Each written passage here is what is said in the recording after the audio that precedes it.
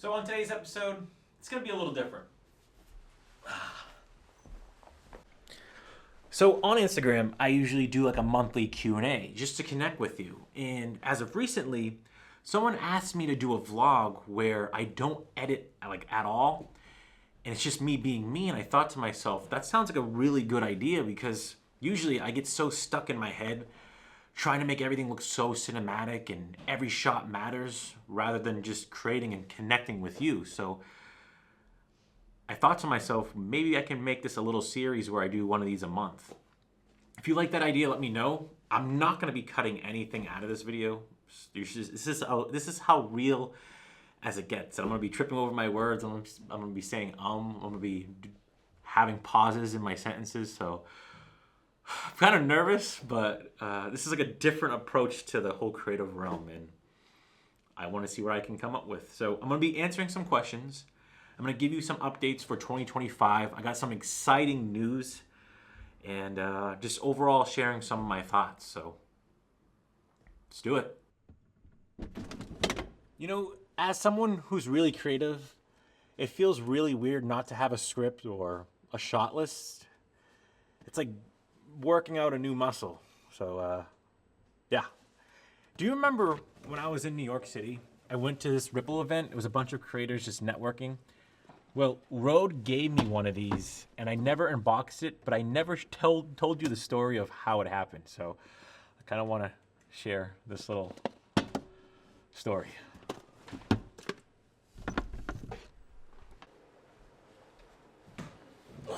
I've been obsessed with these yerba mates, not sponsored. I really wish it was. But this microphone. So I go in the venue, I sign my name, whatever. And in my peripherals, I see a stack of these. And it was not a small stack. It was probably at least like 200 of them, nicely organized. And I was just like, wow, like those are a lot of microphones. But I kind of didn't really think anything of it.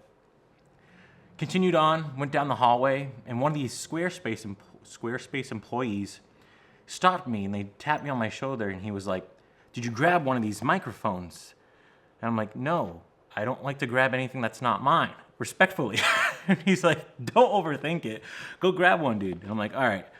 Well, just want to say thanks to Rode for the microphone. I cannot wait to see what I create with this because I'm always seeing other YouTubers sitting on their couch or like at a park and they're like super far away and they're just speaking to the camera very fluid, and I'm like, maybe I can apply this to my videos. So it's a nice little upgrade.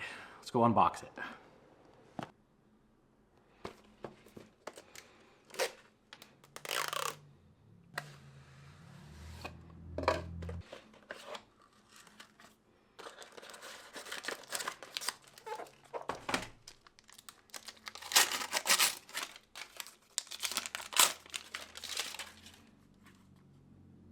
This is so cute. Let's open these up. Huh. Oh, it's like magnetic. Okay, so I think I got it working. This is actually really cool. I can like be super far away.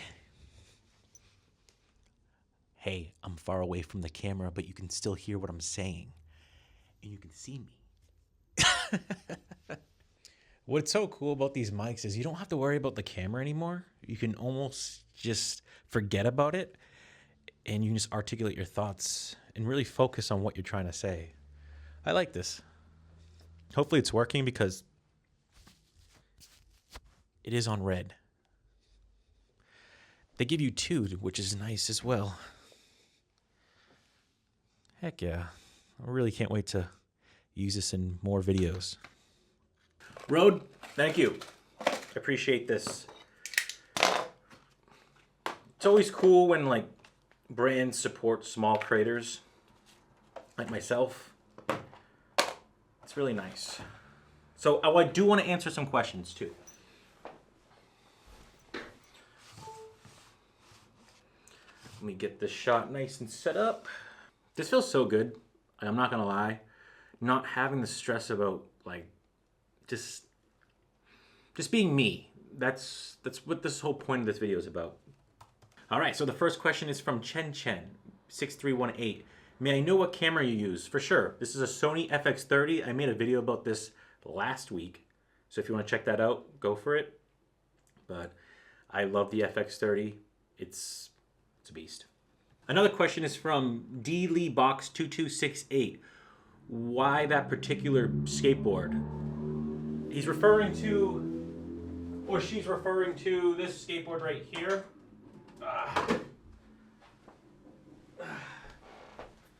This is a Meepo electric skateboard. This is like their mini version. And I got this because I skateboarded for like 8 years. And I wanted something so I can transport through the city. That way I don't have to like park my car at a garage and wait for the little thing to open up and pay for parking, rather than just taking this out and cruising around and getting to places faster. So why? That's the answer. Westbeak22 asks, do you use sample packs? And if yes, where do you get yours? I don't use sample packs. Reason being is because I just color grade on my own. I don't use LUTs. I don't use any effects. I just bring it onto the timeline and just start color grading on its own. But with this video is not going to be color graded because this is just a simple, raw vlog. I'm trying to really just focus on connecting with you, not the shots right now. Tutu Monty asks, what's the best budget camera for beginner YouTubers?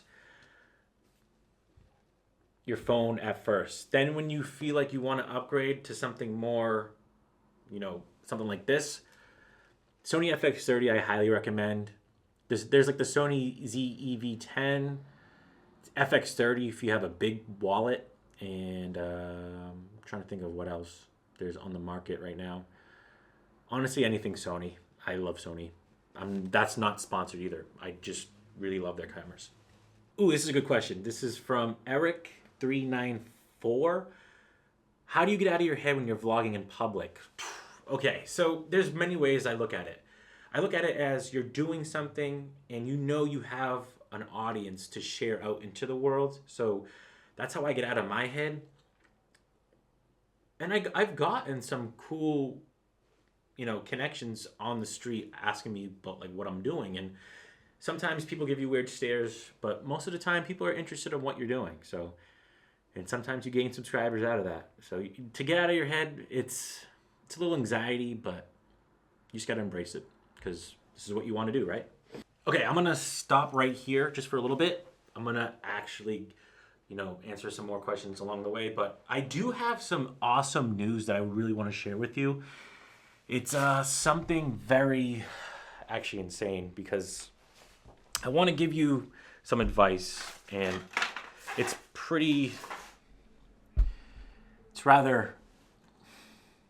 motivating. So after the Ripple event, again, when I was in New York City, I made a vlog. I'll post a vlog down below. And as a small creator, as someone who has around 1,600 subscribers, I'm small.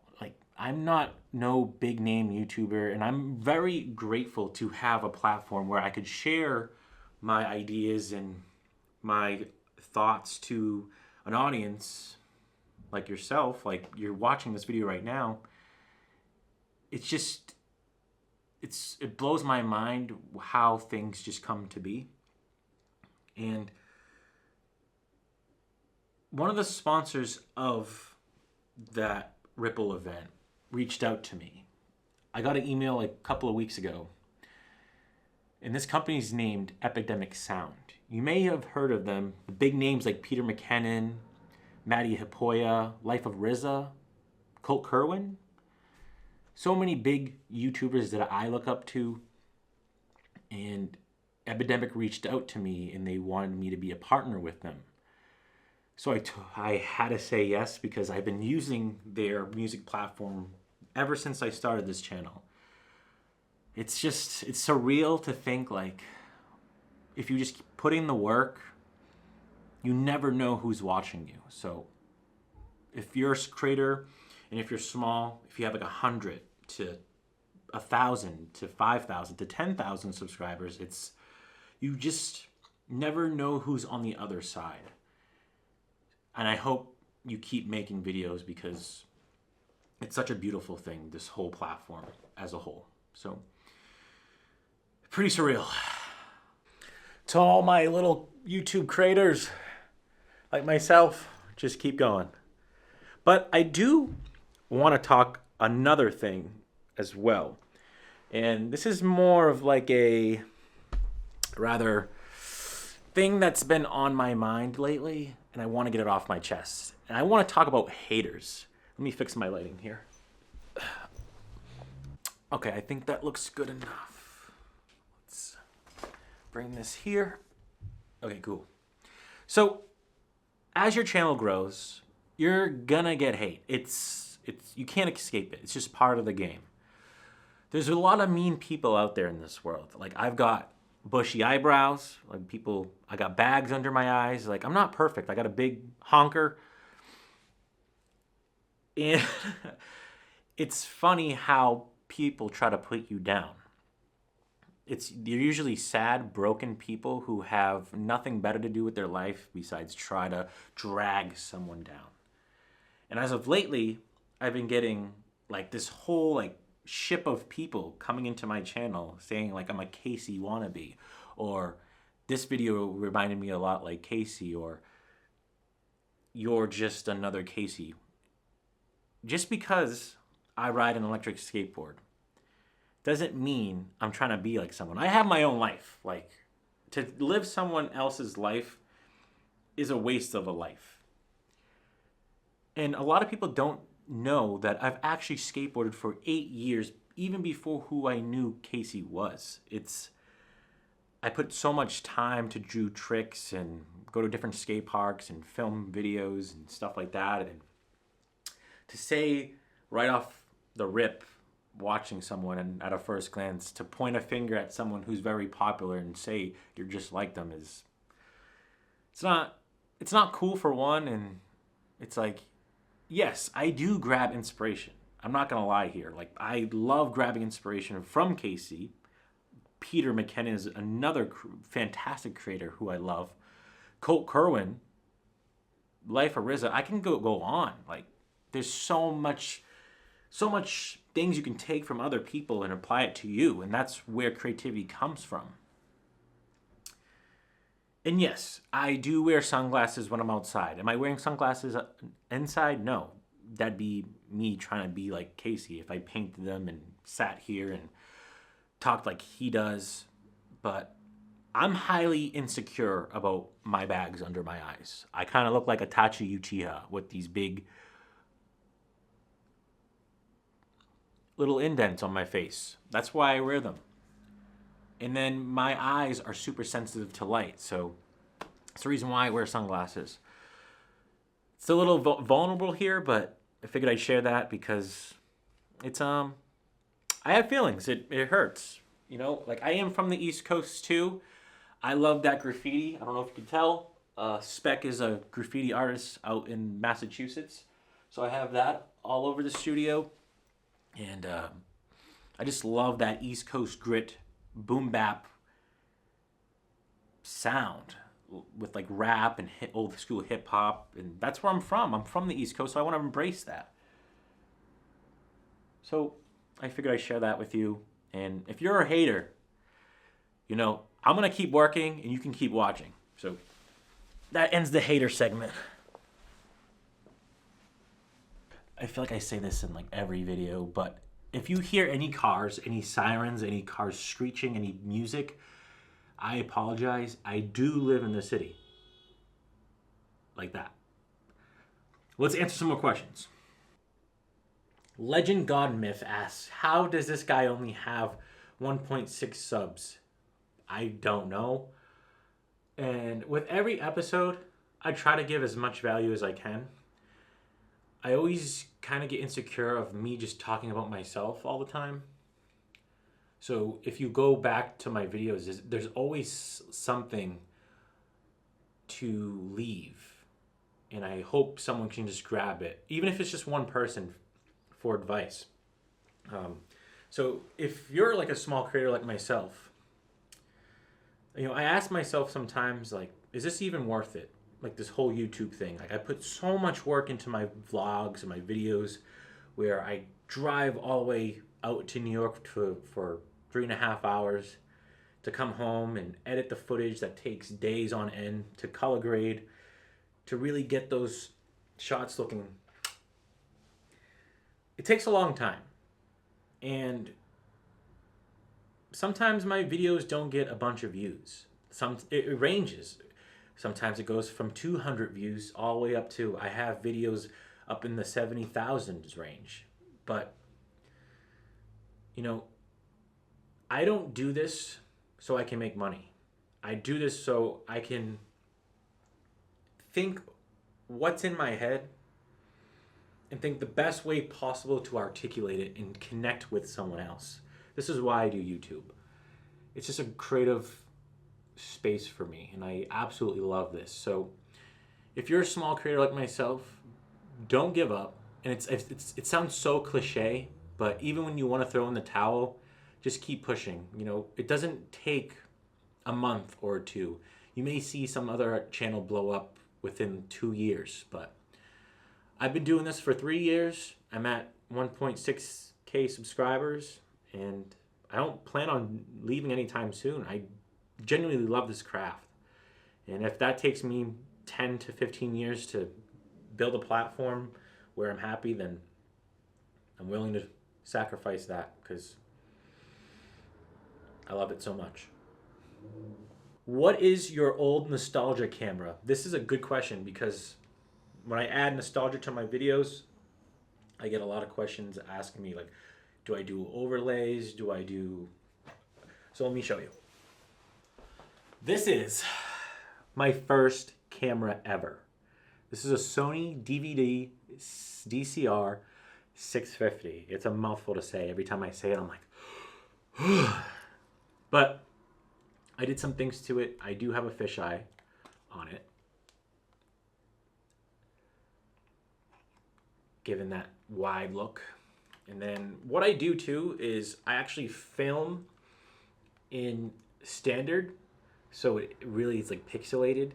And then what I do is I throw an overlay on it. I don't touch the footage because I don't want to make it lose that nostalgic effect. I like bump it up with saturation, and that's really about it. But then I put a 4:3 aspect ratio to make it really feel nostalgic, because that era with the 4:3 ratio is iconic. So if you're interested, I'll leave it down below.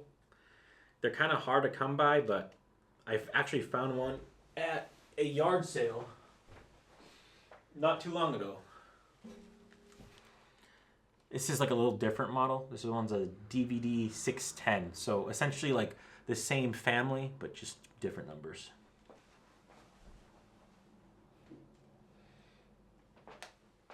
I feel like we're a generation now that's trying to chase nostalgia, and I love it. And it's Sony gang forever. Miss Joyce Vega asks, just wondering, I would like to see you do a color grading video. Okay, I could probably make one soon. If you guys are interested, let me know. But I think I'm gonna wrap that up for the questions and answers, because I got some updates coming to the channel. I want to tell you what's in store for 2025 and all that stuff. This is like a mega vlog. Yeah, that lighting looks good. Okay, so what are my plans for 2025? Man, that's a loaded question because I have a lot. So YouTube gives you a recap of your year for 2024, and I saw the results, and it says that I've gained 797 subscribers, and I've got 80,000 new views. So if you think about it, my channel is at 1,600 subscribers, and I've gained around 800 subscribers. So I almost doubled my subscriber base. And to think that, it's pretty insane for 1 year. It's just motivating.